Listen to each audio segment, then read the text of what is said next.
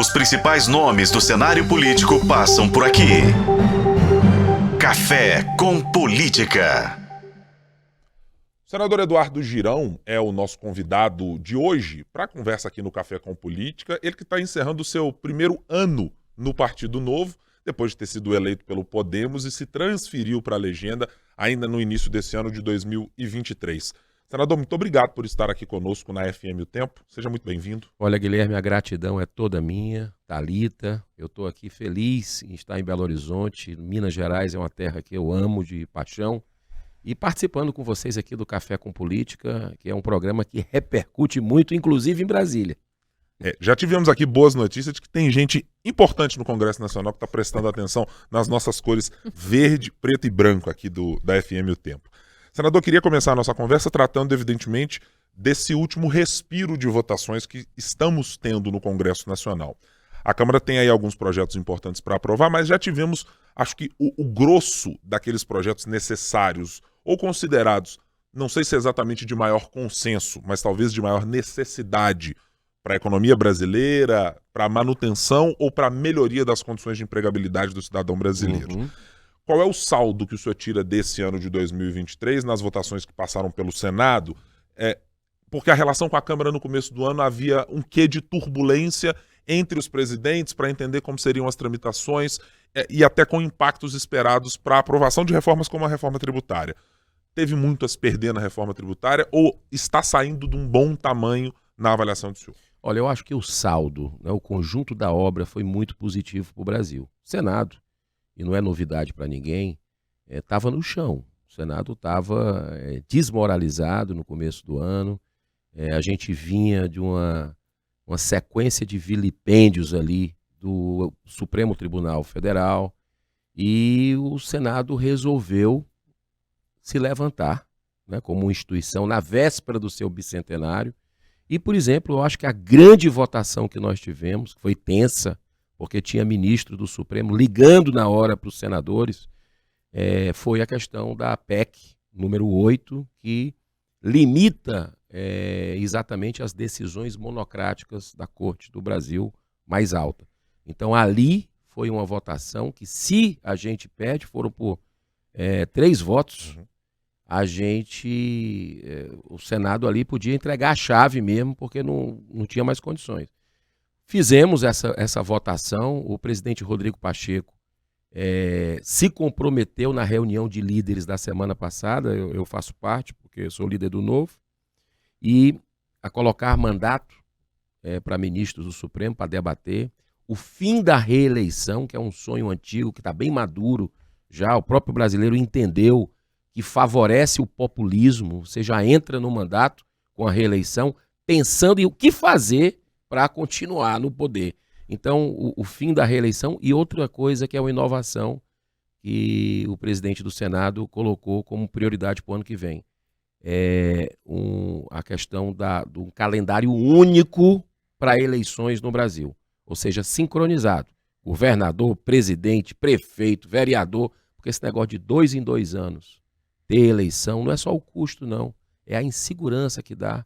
Né? É uma tensão o tempo todo por política. Eu acho que a gente precisa de paz para planejar melhor. Senador, eu vou perguntar para o senhor em relação ao acompanhamento, especialmente para o senhor ser do Partido Novo, da questão da dívida de Minas Gerais com a União. E principalmente nesse protagonismo que ganha Rodrigo Pacheco, mas uma disputa quase que direta com o governador de Minas, Romeu Zema. Como que o senhor acompanhou? Teve alguma conversa em Brasília para tentar amenizar essa situação que virou política entre os dois? Olha, eu convivo muito com os senadores de Minas, me dou muito bem com eles, né? Especialmente o Cleitinho, o Carlos Viana também, o Cleitinho, o senador Rodrigo Pacheco. Mas o que eu percebo é que a gente não pode deixar de escambar para a questão eleitoral, porque não é justo com o mineiro, com a população. Né? Todo mundo sabe, não é novidade para ninguém, que o governador Romeu Zema pegou terra arrasada aqui. Né? Para mim é um missionário, porque ele conseguiu equilibrar, elevar a autoestima desse povo trabalhador, guerreiro, e conseguiu gerar 740 mil empregos com pandemia no meio. Isso você não vê no Brasil. Né? Então, as contas em dia, e essa dívida a gente sabe que ele herdou, né? E ele procurou, inclusive, amenizar e tem feito um trabalho com austeridade. Então, eu acredito que, eu inclusive fiz um pronunciamento semana passada duro em relação ao ministro Fernando Haddad, porque ele perdeu a liturgia do cargo quando ele fez a crítica ao governador Zema por causa disso, né? Ali ele é ministro de todos nós, não é só do PT, que tem interesse em voltar para cá, que tem interesse em projetos micro e macros a partir do ano que vem. Ele é ministro também do povo mineiro. E o que ele fez ali ficou na cara que ele está querendo uso eleitoral, que ele está querendo se apropriar. E uma coisa que ele não tem é moral. Primeiro porque destruiu ali, foi uma péssima gestão na prefeitura de São Paulo, quando ele foi prefeito. E segundo porque a gente sabe o que é que o PT fez aqui em Minas Gerais, com mordomias, com irresponsabilidade, com festas em palácio, enquanto o Estado estava quebrado e o exemplo precisa vir de cima. Olhando para o cenário fiscal, que não é uma coisa única e exclusiva de Minas na sua dificuldade com a dívida, acho que certamente é o pior cenário no curto prazo para se resolver esse problema, mas outros estados também estão adjacentes a essa reclamação. O estado do Rio de Janeiro, o estado do Rio Grande do Sul, o estado de Goiás também, todos eles que já aderiram ao regime de recuperação fiscal. No ano de 2024 pode ser necessário que tanto Senado quanto Câmara moldem, já tem sido dito, uma espécie de refis, pensando neste cenário ampliado para os demais estados.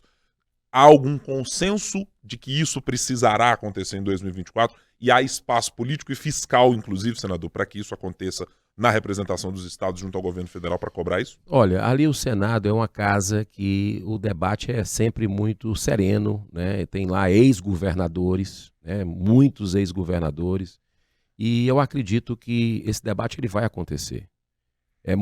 Seria leviano da minha parte falar que há consenso com relação a isso, que o Brasil vive um momento que definitivamente o exemplo não vem de cima do seu maior líder, do Lula, né?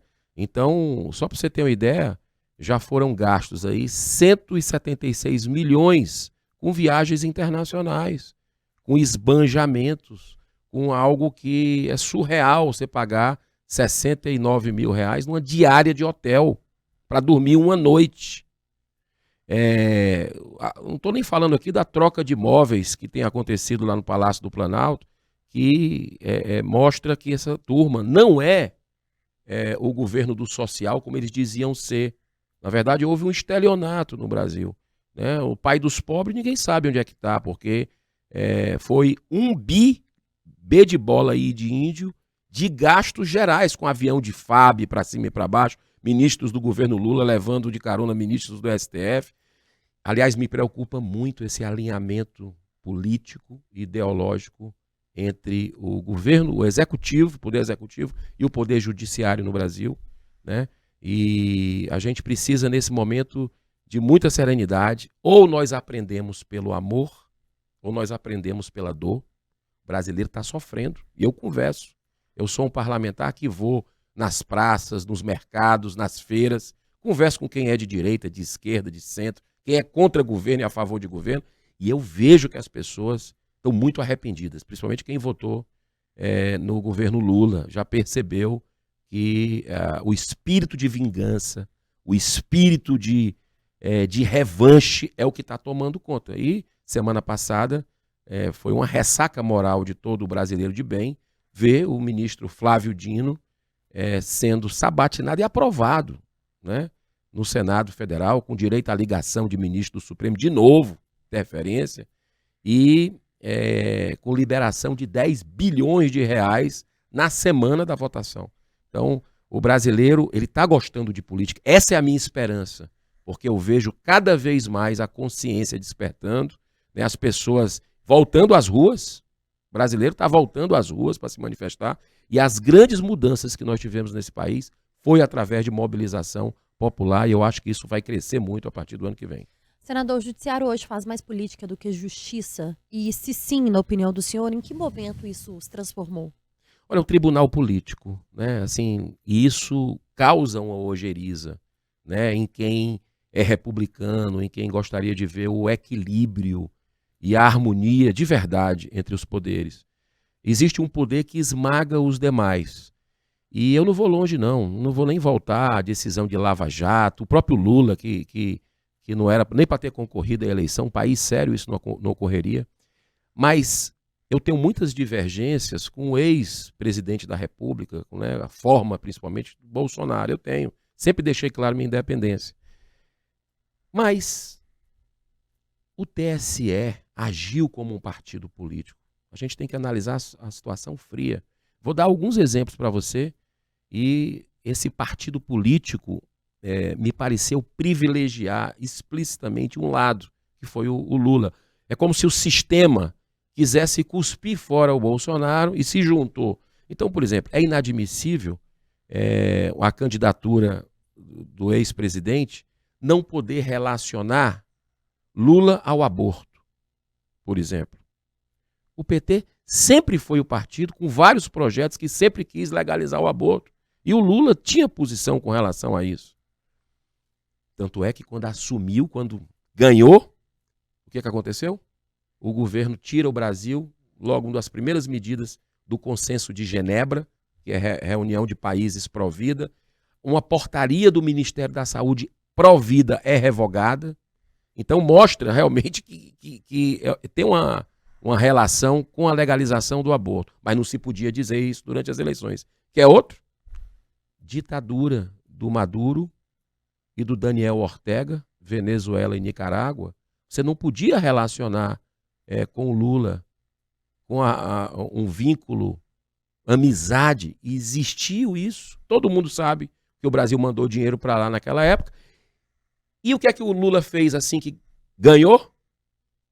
Assumiu isso recebendo Maduro como honras de chefe de Estado lá em Brasília, logo nos primeiros meses de mandato.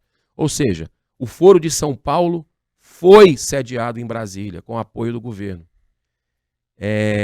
Nós fomos enganados, então, porque não se podia dizer. Até um documentário teve uma censura prévia pelo TSE, um documentário que mostrava quem tentou matar o presidente Bolsonaro com aquela facada aqui em Juiz de Fora, né? Então foi uma coisa assim que mexe, por mais que, como você colocou, Thalita, a justiça, né? A justiça tem que ser para todos, mas a gente viu que foi seletiva. Como direitos humanos é seletivo hoje no Brasil. Você pega um brasileiro, Clériston Pereira da Cunha, é uma vítima dessa ditadura da toga, né, de abusos do judiciário, do silêncio do executivo, que está alinhado, e você tem um brasileiro que teve 30 e tantos atendimentos, os médicos dizendo, a justiça dizendo que não tinha provas, que ele tinha que ser liberado, e ele ficou lá durante 9 meses e morreu sob a tutela do Estado. E continuam outros lá, né? E a gente não pode aceitar. Quem errou, quem participou do vandalismo no dia 8 de janeiro, tem que pagar. Mas de acordo com a lei. E não algo que extrapole a lei, né? Porque a justiça ela precisa ser para todos. Aí você vê traficantes, corruptos, com 400 anos de cadeia, como o ex-governador Sérgio Cabral do Rio de Janeiro, sendo soltos, estão nas suas mansões, tranquilo.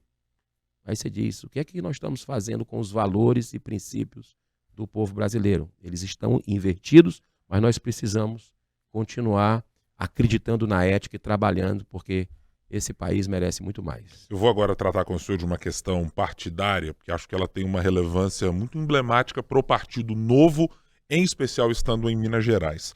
O senhor vem de um partido mais tradicional, chamaria assim, como o Podemos, e mudou para uma estrutura de um partido que tem uma lógica ideológica muito mais arraigada.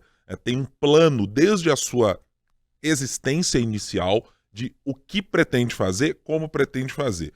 Evidentemente que teve mudanças no meio do caminho, em função das trocas de presidente, mas hoje me parece que a legenda se consolida numa tentativa de mirar nas eleições de 2024 como um momento muito importante para o partido ganhar alguma musculatura depois de ter sofrido problemas de cláusulas de barreira, inclusive. Qual é o tamanho dessa necessidade? Precisa fazer mais senadores? Precisa fazer mais deputados? Em todas as frentes que o senhor enxerga essa necessidade de expansão do Partido Novo, senador? Olha, em primeiro lugar, assim, eu sempre deixei o Novo no meu radar. Sempre admirei muito o Partido Novo. E no começo do ano eu tive a bênção de migrar, né, de adentrar. Fui muito bem acolhido por todos do que fazem o partido, que são idealistas, inclusive aqui em Minas Gerais, o Laguna, né, o Matheus, o Lucas. Tem aqui, e é uma semente muito forte que tem em Minas, né? Você ter com todo respeito aos demais governadores, mas pelo que eu tenho andado pelo Brasil, é disparadamente o melhor governador do país, né? Um homem simples, humilde, que tem aquilo como uma missão de vida, que serve e não quer ser servido. Isso é raro. Você tem o prefeito lá de Joinville, que é o Adriano Silva, que chegou à marca, acredite se quiser, Thalita, 93% de aprovação. Eu tive lá no mês passado, fiquei encantado com as soluções que ele traz para o seu povo, né? O respeito ao dinheiro, uma marca do Novo, é o respeito ao dinheiro do pagador de impostos, né? Cortando privilégios. Isso o Brasil é rico.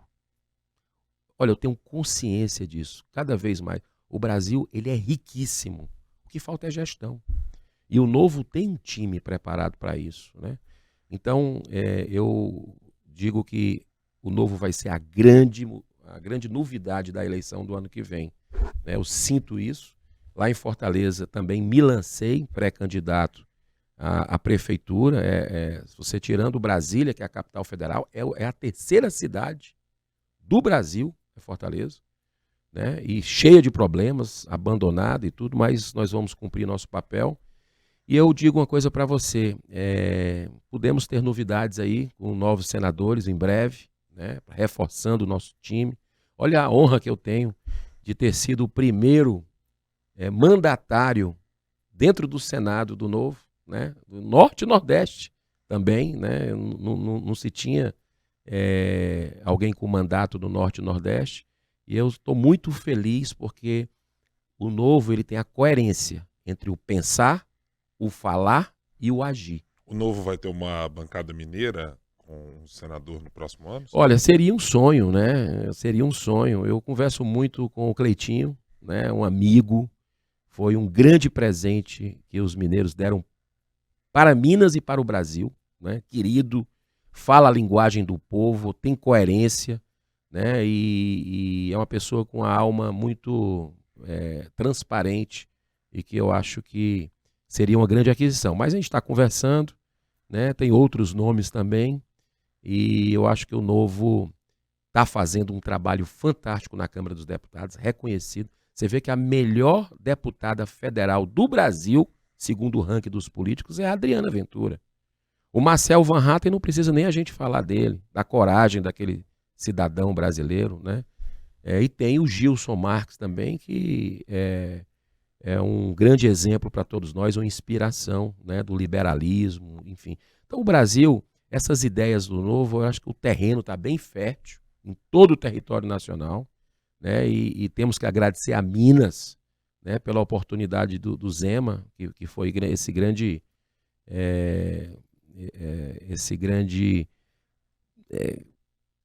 articulador e gestor que a gente conseguiu ver brilhar nessa terra e também no país, e quem sabe possamos ter um presidente um dia, né, como esse grande missionário que é Romeu Zema. Pois é, senador, seria o Partido Novo a terceira via, o governador Romeu Zema, a terceira via que a gente tanto ouve falar quando as eleições presidenciais estão chegando? Porque por muito tempo a gente teve uma polarização entre PSDB e o PT. Essa polarização depois migrou para o PL, pegando esse lugar do PSDB, mas ainda com o PT do outro lado. Ontem, durante um almoço, a gente até falava sobre isso, né, Guilherme? Que a terceira via não tinha o eleitor e não tinha o nome. O Partido Novo mira essa terceira via de fato para que em 2026 tenha essa possibilidade? Aí eu te pergunto, Thalita, será que é terceira via ou é a via? Porque é o seguinte, ninguém aguenta mais briga política. É um sentimento que a gente tem, Lula, Bolsonaro, é um negócio que fica meio irracional. Quem é que ganha com isso? O antes Aécio Dilma, né? Pois é, antes, como você bem lembrou. Então, eu acredito que a gente tem que buscar a pacificação. A pacificação de verdade com gestão, com responsabilidade fiscal, né? Então, eu vejo que o brasileiro ele vai acordar para tudo isso. Aliás, já está começando a acordar. Sabe por quê? Porque satura. Eu não sei vocês, mas lá no Nordeste, eu tive exemplos com amigos, familiares, pessoas que em grupos de família, de escola, de colégio, o pessoal do tempo, saindo de grupo por causa de política. A política foi feita para diálogo, né? Um campo que não pode ter esse tipo de posicionamento radical, né? E o Novo tem princípios e valores bem definidos, firmes, mas dialoga, né? O Novo tem essa capacidade e as pessoas estão entendendo. Dentro do parlamento mesmo, eu vejo assim muitos parlamentares olhando para o Novo dizendo, rapaz, não tem um caso de corrupção ali, não tem nada que desvie, o partido ele tem essa unidade, então é diferente, né? Eu quero deixar muito claro para você, sempre defendi e continuo defendendo a candidatura avulsa, independente, como tem em alguns países da Europa, né? Mas o Novo hoje no Brasil é o que tem de diferente, né? Tanto é que nós batemos o recorde aí, 40 mil filiações, né? Nós tivemos semana passada, e as pessoas estão olhando, estão querendo algo realmente novo, e o novo é o que tem de novo na política brasileira, uma política humana e muito promissora. Chegando aqui ao final da nossa entrevista, eu queria lhe fazer uma pergunta também com viés eleitoral, senador. Como fazer para diferenciar esse projeto político do Partido Novo do projeto, por exemplo, do que é o PL como a principal legenda de oposição, inclusive em número de parlamentares ao governo Lula? Porque nas últimas eleições, por exemplo, em Minas Gerais, o partido sofreu muito exatamente com essa dificuldade. O eleitor parece ter identificado no PL uma alternativa de oposição mais ferrenha ao que é o atual governo. E vários dos membros da então bancada do Novo não conseguiram se reeleger. Tem uma necessidade de posicionamento de discurso do partido. É para ser independente? É para ser mais um na oposição? É para ocupar exatamente que discurso em 2024? Perfeito. Ótima pergunta, Guilherme. O Novo é Brasil. Vota a favor do Brasil.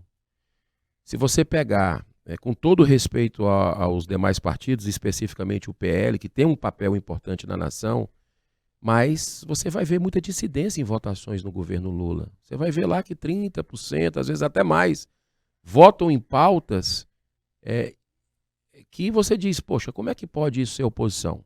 Né? O Novo, ele é um partido verdadeiramente de oposição, firme, né? Inclusive com o direito até abaixo-assinado, com 400 e tantas mil assinaturas que a gente fez para tentar barrar a indicação de Flávio Dino. Mas o Novo também não fecha portas.